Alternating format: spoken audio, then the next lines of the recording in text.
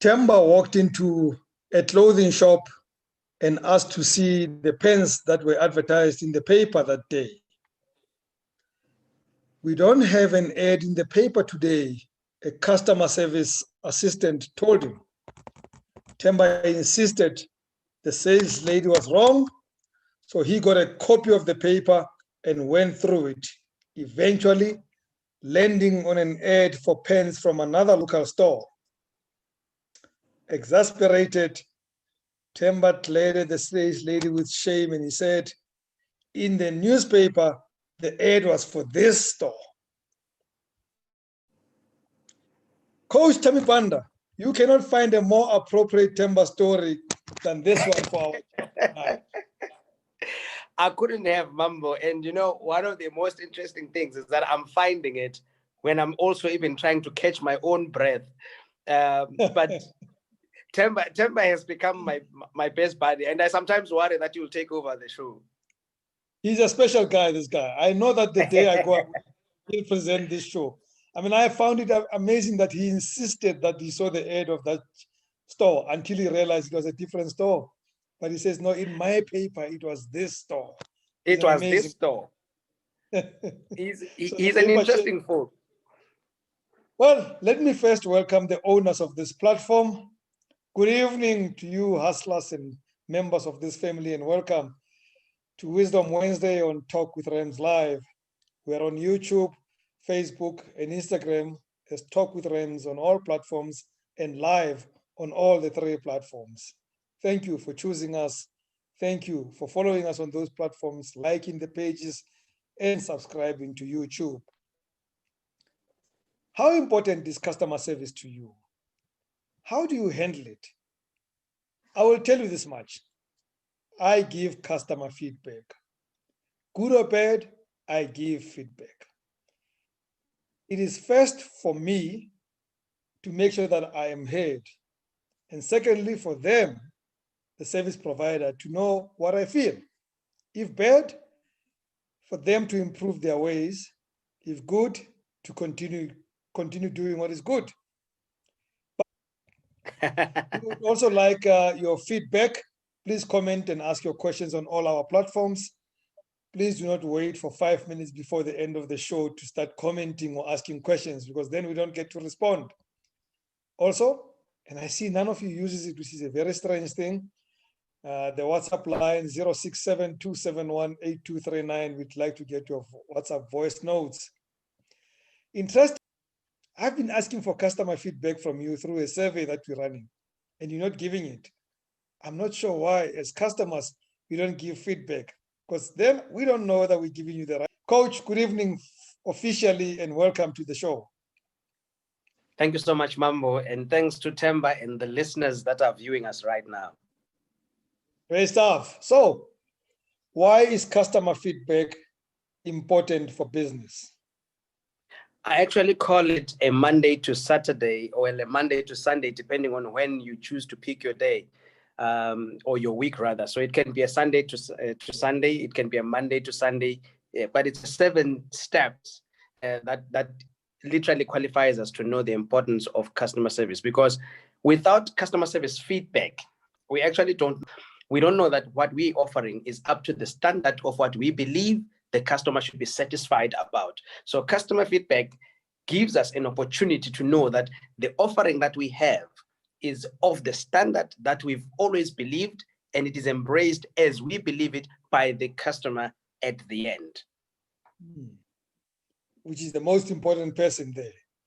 What does Which it is the give you? most Look, customer feedback gives you a lot of opportunities. I mean, step number one, without just going too far and getting carried away, it enables you to get to know the customer's voice, which is very, very critical. Nobody, I mean, you've just spoken about it from feedback that you are asking the guys to give you back in terms of the show and the program and what you are offering them. It's important to get the feedback because you get to know the tone, the type of language, and the voice that the customer is communicating with.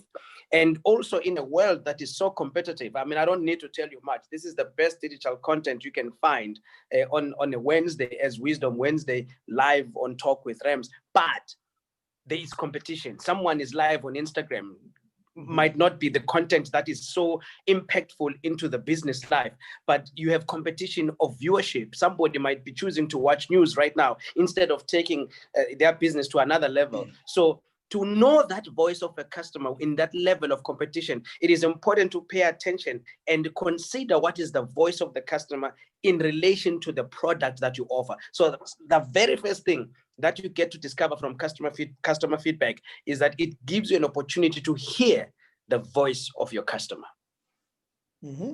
What else? Yes. Well, it also helps you to measure the customer satisfaction, because without the voice, you wouldn't know if this gentleman is satisfied or not. I mean, let me be honest with you. In the past 2 weeks, I've been traveling, Mambo, and it's one of the things that has kept me rushing up and down time and again. But I've been traveling, and one of the airlines in South Africa, and I'm not ashamed to mention it, because in the last show that you and I spoke about, we said we will shout out when there's good customer service, and we will also shout out when has added. No.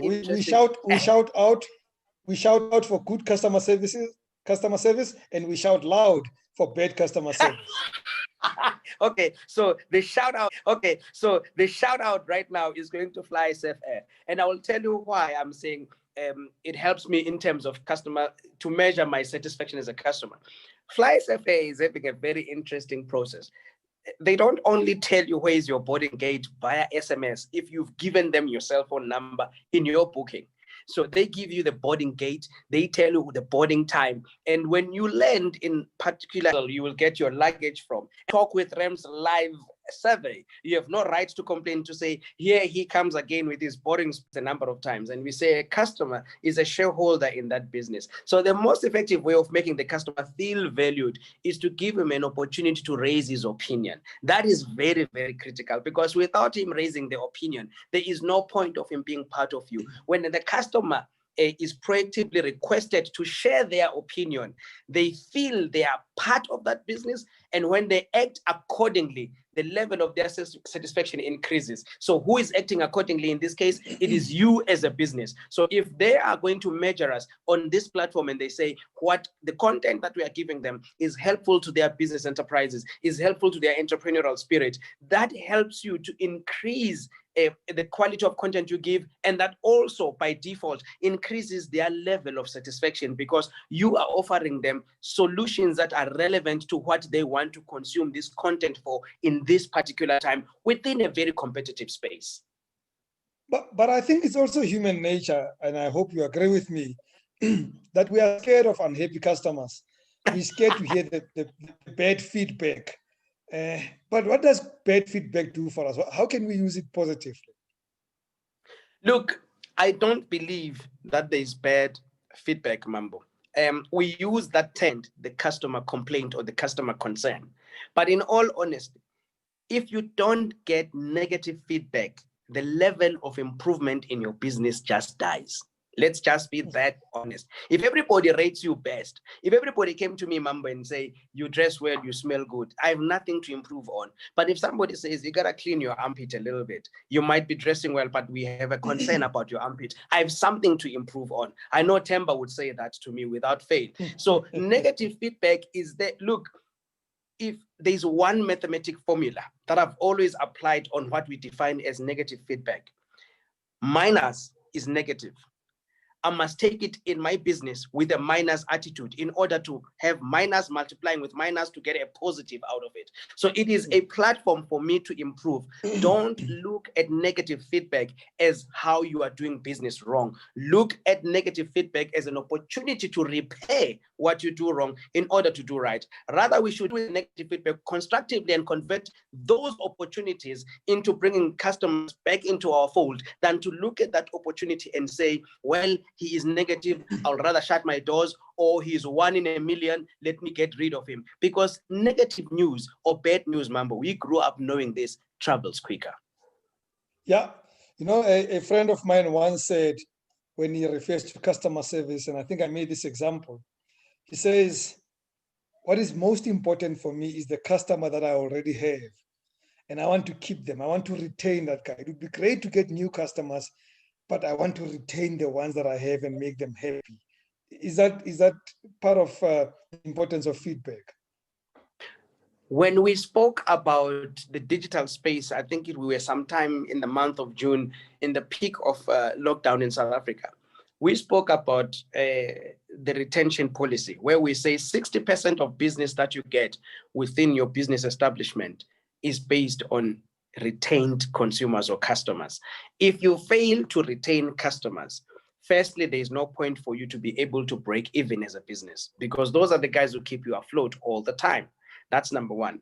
Number two, it also tells you, if you've got 6 out of 10 people coming to buy from you time and again, you have 6 out of 10 people who are of your advocates every time they walk into your shop.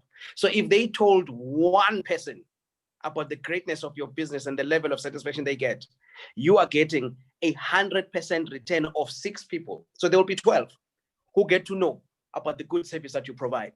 So if you think of it that way, the feedback and the customer retention goes hand in glove.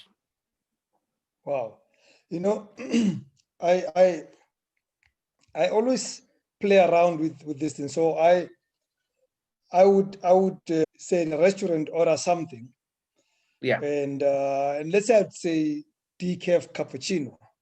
Yeah. And they deliver it to me, and I would ask when it comes to me, is this decaf? And they say yes. But I said, please make sure it's not decaf. And I look at the face. Now the face says, but I know I heard you well. I know I gave you what you wanted. You did not say what you're saying now. And that gives me so much satisfaction, because it says you were listening to me. Even now that you're even questioning what I'm saying, is that you actually were listening, and we're not fighting. It's just your face saying, but say, you did say to me, DK. You know, I like that. I like when somebody shows me that they heard me properly. You know, customer satisfaction, Mambo, and I always look forward to Wisdom Wednesdays, and I'm having a chat with you, because we've got a number of examples that you and I will talk about offline. It's like a soccer player. So in that case, the waiter is like a soccer player, and the person who's placing the order is like the coach, who says to you, this is the system, this is how it's going to happen, and this is where we can score. And the soccer player says, but do provide me an opportunity to be myself in this process. And that's the moment where you are saying the individual part must come out, because few people actually emphasize listening skills to a customer service practitioner. They emphasize writing skills to a customer service practitioner. That's why all of the time, when you get into a restaurant, somebody has got a notebook and a pen to write the order down, because nobody gets to give them an opportunity to trust them in what they've heard, right? So when you see that level of dissatisfaction from a customer service practitioner who says to you, I heard you well, you are like that footballer who says, coach, I know what you said, but in this moment, I needed the skill to get the goal done. I needed the skill to win the penalty. I needed the skill to get that free kick. Otherwise, without the skill, even the not, because I am part of this ecosystem that lives in this restaurant because of the individual skill that I have. And in this case, it's listening one. I like this feedback we're getting now. Moro NS says on Facebook, he says, getting customer feedback, one of the simplest secrets of customer service. It makes customers feel involved and important. It makes them feel connected and taken care of. It helps identify. Happy Mambo, to be honest with you, it is lovely when you are sharing wisdom on Wednesday, on Wisdom Wednesday, and somebody takes that pearl to another level. Yeah. We in the customer service space it's within the 6 pillars or 7 pillars that we've written, and that's almost pillar number 6, where we say it's important to have that customer retention because it's the secret based on what we got as feedback. So he's spot on, and I'll be honest, I would humbly share a platform with him, but holding a microphone for him in this case. This is not a question to you. I just want to reply to DCJ Voice. Says kindly repeat that WhatsApp number again. It's 067 271 8239. 067-271-8239. Hope you got it. I hope everybody has it. It's a very important number. So, Mambo. Yes, sir. I then know that customer feedback has to help me to make important business decisions. It helps me to then say, this platform that I have is actually better if I did stuff at 5 p.m. instead of 7:30 p.m., less on business development and focus on personal development. I can make decisions that make sense to the customer that I can then grow the platform with. Am I right? I'm beginning to believe with the level of customer service interaction we've had on this show that my job is getting lesser and less relevant. Some of your questions are so spot on that the answer feels irrelevant. It is so true, Mambo. What you've asked, I'll make an example within the practical workspace that one would find himself in time and again. One of the things that we take for granted, and I always say that customer service is different and it's a way of life. These days, people are not focusing, Mambo, on doing extra courses within companies. They are focusing on doing mental wellness courses. Why? Because everybody, when they went through COVID, there is something mentally that challenged them. So when they see these courses in business right now, they focus on those that can sharpen the existence or the exuberance of the mind to cope.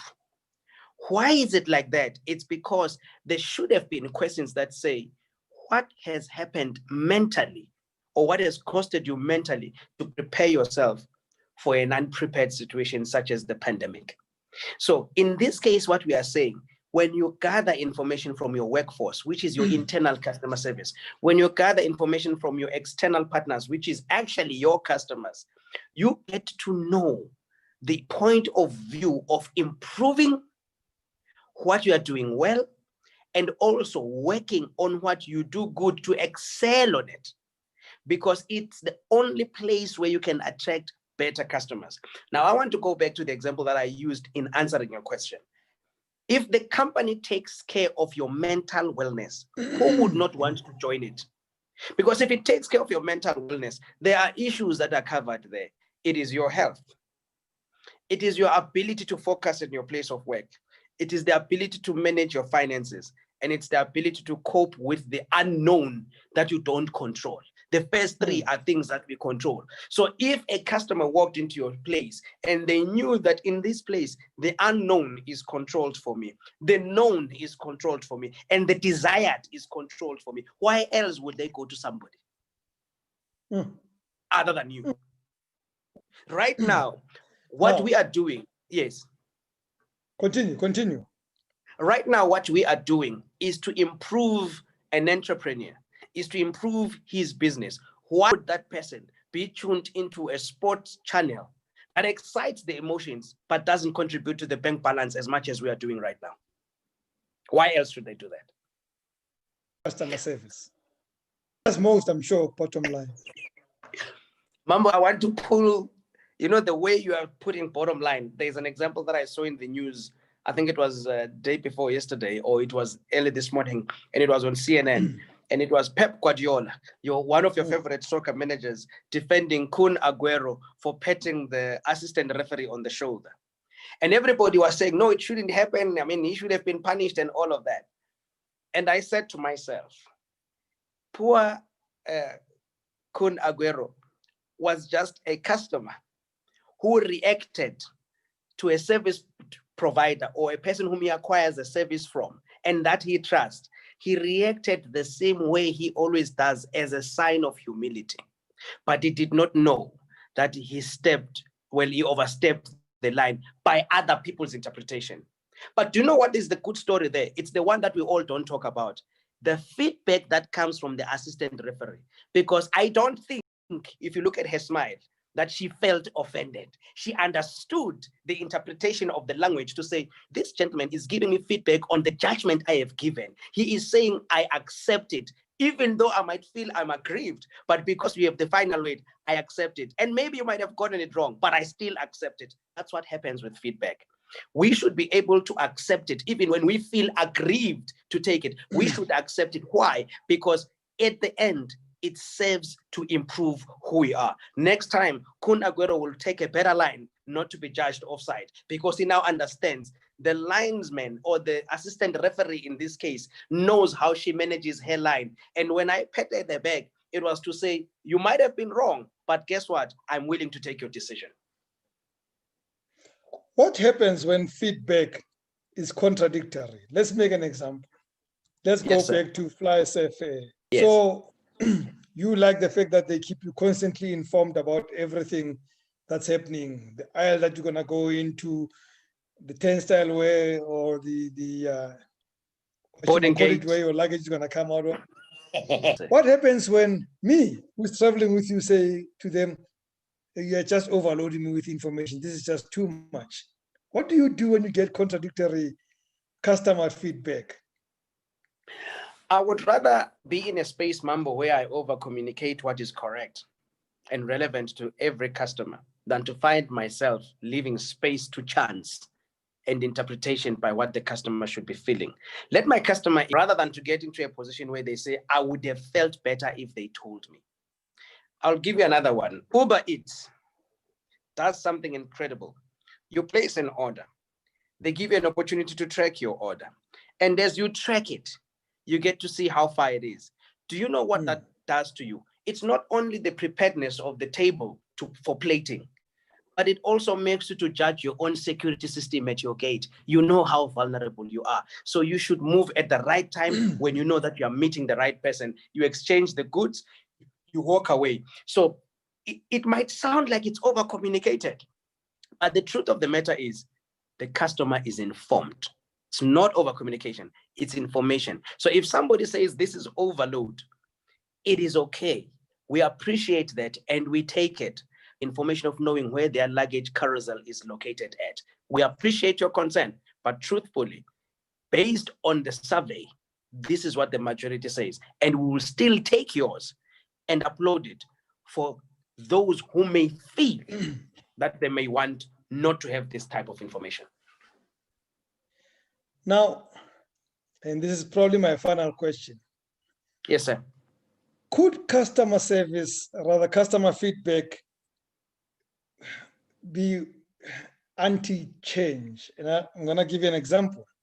So if I ran a restaurant and people loved my baby chicken, and I always get feedback about it, could it lead to a point where I end up with the same stale menu for the next 30 years? And I can tell you that people in the restaurant business will always tell you, you need to change your menu, you need to refresh, you need to be new. Now, what do I do when people come in and every single day somebody says, damn, your baby chicken is something else? This is where we talk about innovation. Maybe next time we must talk about customer service innovation. Because in this case, Mambo, if baby chicken is your flagship and everybody gives reviews, the first thing that you must do is that at the entry point of your establishment, baby chicken. It's important so that if you get anything wrong, everybody starts to believe that, well, I don't expect them to be great in sushi. They are known for baby chicken. But how do you refresh the meal? How do you refresh the baby chicken? You probably could come up and say, it is sliced in half. It's chopped in 8 pieces. It comes with a glass of wine. This time it is served with a digestive. You get an aperitif before. You don't tamper with the meal. You don't tamper with the recipe, but you get ways to complement the recipe. So if you say, my baby chicken works well with a shiri. So if you say, my baby chicken works well with a Shiraz, and you figured that out because you want to improve, you say, our baby chicken comes through with a welcome glass of a Shiraz. Do you know what is going to happen? If the glass is a welcome one of a Shiraz, guess what is going to happen when a person eats? They order a bottle of a Shiraz. Who is making an extra sale right now? It is you. But you don't tamper with the recipe. You complement the recipe. And that's what we should be looking for when customer feedback gets to you about your famous baby chicken. Complement it. So a guy once asked the same question of, he runs a restaurant in Cape Town. And I said, Yes, so, you got this roti, this lamb roti that everybody loves, and yes, but you're compelled to improve. He says, so there'll be a day when it's not in the menu. But what I do is, so people order, and while they're waiting for their food, I give them the lamb roti complimentary. It's not in the menu, but we've got this today, just, while you're waiting for your meal. He says the next day they're all back ordering that lamb roti. You know why? There's a big word that he said and that you've just coined, Mambo. Compliment. It's complimentary. Yeah. Always compliment what you offer as the. Wow. There was only a comment, no question. So clearly you are reaching people. I always say there's no better feedback than that. I had a talk yesterday on on broadcast media, and somebody was saying, feedback, and it was about feedback. How do you know that you're reaching the audience and stuff like that? And yes, I said, sir, look, you panic. It's natural to panic when people are not calling or are not commenting. But all you have to know is that they're there. And sometimes happy customers keep quiet. It's a very funny thing. It's more the unhappy happy customers keep quiet. You will see it the day you don't give them what they used to. That's when they scream, like, what happened to Coach Tammy? What happened to this? So the day I have, the day we have this show for 6 weeks without you, I will get the complaints. So sometimes feedback comes in the form of silence, but they know they're getting what they wanted. They're happy with it. Just to add on that point, Mambo, and probably as the end of the broadcast, I always argue with people. One of the books that is famously written is the Bible. There are 12 disciples that follow a gentleman called Jesus. If you count properly, 4 of them are only known when they were called. There's nothing written about them. They don't get mentioned anywhere. And I always tell people, those are the anchors of the stories we read, because they focused on the detail than the ones that got mentioned because they were quarrelsome. I'm a happy customer, and I'm going to leave it right there. I'm going to leave it right there, especially because Real Madrid are trailing 3-0. Mambo, always wonderful having you here, my brother. Thank you for the patience. Thanks to the gaffer at the back. It's been a tough one, but I'm glad we pulled it off. We pulled it off, and I'm glad that you made it on time. We panicked a bit, but I trusted your professionalism, and thank you for coming through. We look forward to you again soon. Thank you. Tomorrow evening is Rumble in the Jungle. It's part 2 with Inga Kubeka. Inga disappeared on us last week after giving us a lowdown on how he feels about why Black people are always trained and mentored and incubated, but not given money. Part 2 tomorrow, Inga is going to deal with government funding, because he argues that government is the biggest enemy of SMEs. You don't want to miss that conversation with Inga on Talk with Rams Live, the Rumble in the Jungle. Please join us 7:30 p.m. tomorrow. It's not going to be 1 hour. It was supposed to be 1 hour last week. His networks failed us. So we're going to do the next 30 minutes of the 1 hour show that we're supposed to have. Do not miss it, please. But thank you very much for joining us tonight. Thank you, Fred. I kept on seeing some interruptions. I'm hoping that the network did not fail us. I have not seen any complaints so far, so it seems everything went well. If you have complaints, please send them to Coach Tammy Banda. He handles customer feedback. I don't.